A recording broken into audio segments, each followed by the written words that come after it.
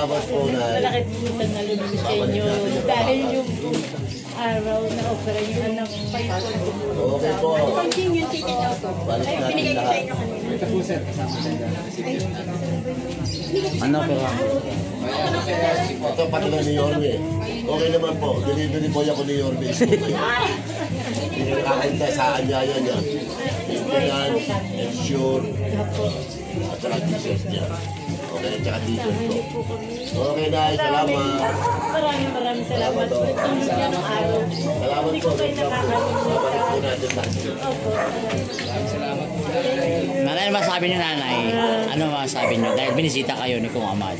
Eh, siyempre natutuwa ako. Kanina pa nga ako nag-aantay na sabihin sa akin na nakikita ko nga yung idol ko. Sana all idol. Oh, pati na kayo nangiyak-iyak na eh.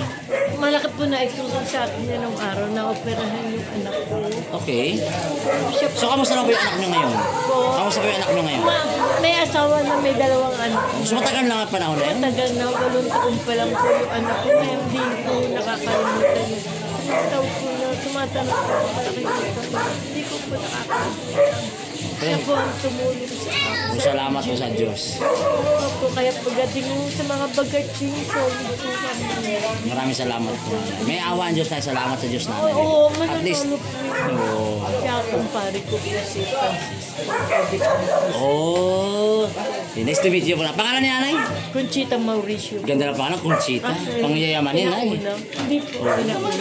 Naiyak ko nakita ko po. Oo nga, nakita ko na tumutulong ang yung luha mo. Siyempre ganun o pagtatanong ko ng utang na loob. Naging matagal na. Salamat po nanay, may ingat kayo. I love you po nanay. Parating po ni Yorme. Salamat po. Okay. I love you. Pakisabi na rin po kayo ng straight po. Thank you. Love you po. Ingat po. Sige Bye-bye po. Ingat po.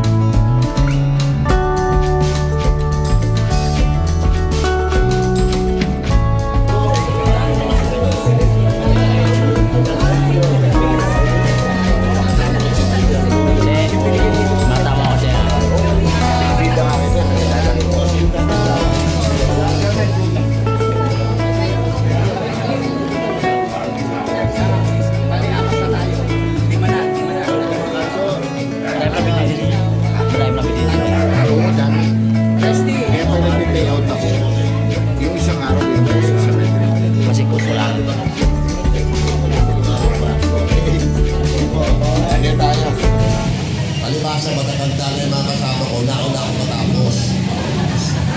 Ako na ang pinakamaraming beneficiary ng lima. Sila may 11 BGs.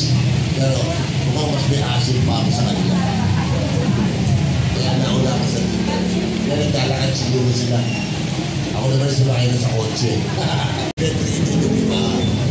Siguro pag masakit ng paa. Siguro may arthritis.